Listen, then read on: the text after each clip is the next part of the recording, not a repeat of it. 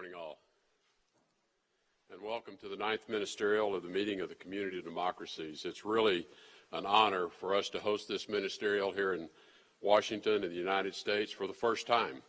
And so welcome to all of you, and we're just delighted that you are here.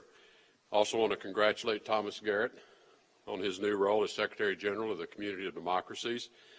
He is an excellent choice to hold this position at this very important time, and thank you, Secretary General, for your dedication to leading this organization and for defending democracy.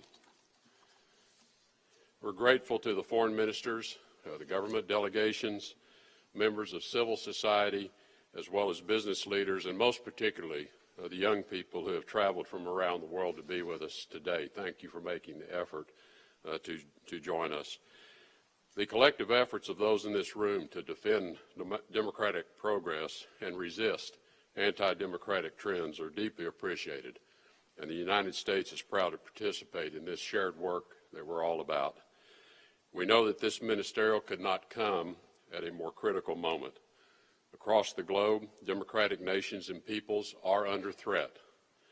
In East Asia, an increasingly aggressive and isolated regime in North Korea threatens democracies in South Korea, Japan, and more importantly, and more recently, has expanded those threats to the United States, endangering the entire world.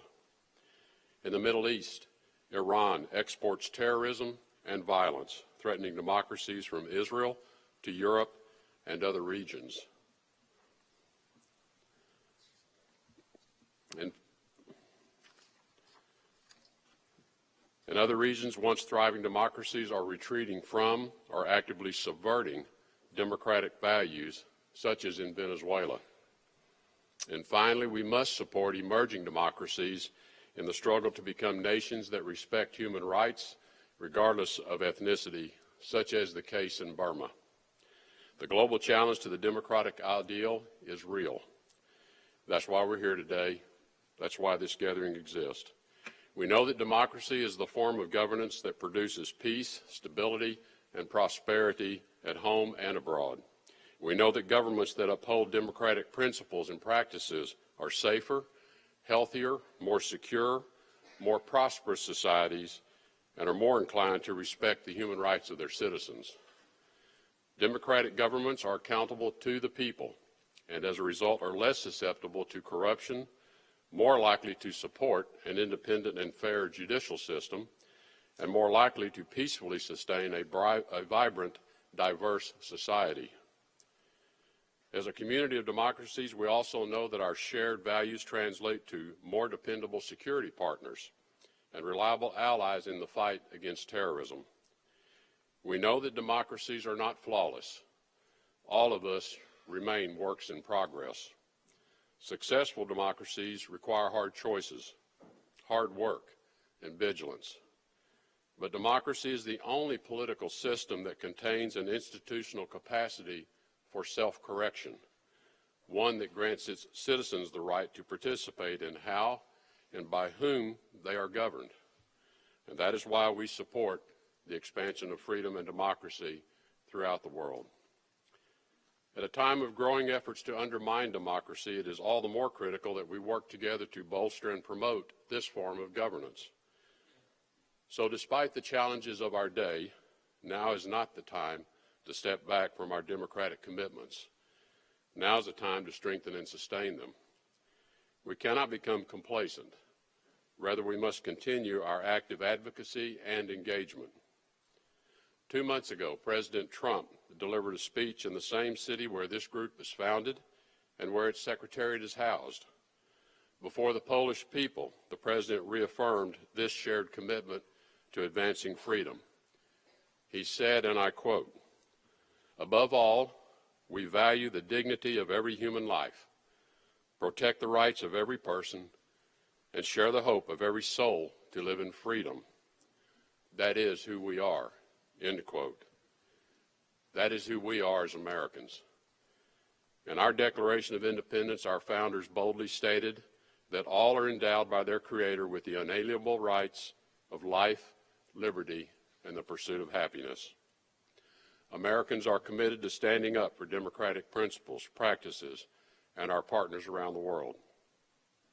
It is not only central to our foreign policy, it is who we are as a people. And it is these shared values that bind us to our closest allies. That is why in every foreign policy challenge we face, we engage our democratic partners first. As we consider the best defense posed by a hostile regime in North Korea, the least free nation on the planet, we first look to our regional allies, South Korea and Japan. By working with them and other democratic partners, we continue to build consensus at the United Nations Security Council to create a united international front that upholds our values and strives to make us safer. But North Korea is now a global threat, and it requires a global response from all nations. In Latin America and the Caribbean, we continue to engage our partners regularly, and particularly through the Organization of American States, as we consider every diplomatic and economic tool to restore Venezuela's democratic institutions. In the Middle East, Iran oversees a threat network of proxies who export terror and violence. They destabilize countries throughout the region.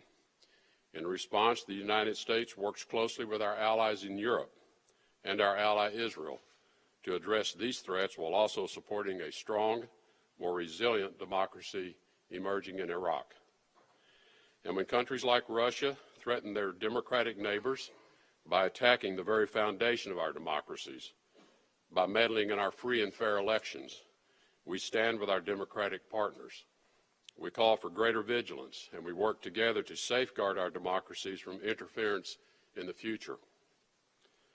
This is who we are as a community of democracies, working to advance our shared democratic principles to create a more free, a more prosperous, and a more secure world. In June 2000, the community of democracies affirmed in the opening lines of the Warsaw Declaration, "The will of the people shall be the basis of the authority of government, as expressed by exercise of right and civic duties of citizens to choose their representatives through regular, free, and fair elections, with universal and equal suffrage, open to multiple parties, conducted by secret ballot, monitored by independent electoral authorities, and free of fraud and intimidation." This belief in and dedication to democracy was once a radical idea, but today, this is who we all are. Today, the Washington Ministerial is the culmination of our tenure as president of the Community of Democracies, but it is also a reaffirmation of the importance of the Community of Democracies and our commitment to the democratic ideal at a time when freedom needs defending. With growing attacks on civil society, threats to judicial independence, the undermining of effective democratic institutions, and disrespect for the citizens who are central to democracy's success, it is even more important for our nations and for us as individuals to reaffirm our commitment to the Warsaw Principles. The values and the principles we espouse lead to greater security and more prosperity. As we work together to protect our values, promote democratic institutions, and increase our resolve against the undemocratic regimes that threaten them, we all will be guided by these shared values. So to conclude, let us together, government and civil society, do all that we can to live up to and be an example of the Warsaw Principles, to live up to the principles of democratic governance, and to do so for future generations and a more peaceful, prosperous, and secure world. I thank you for your kind attention.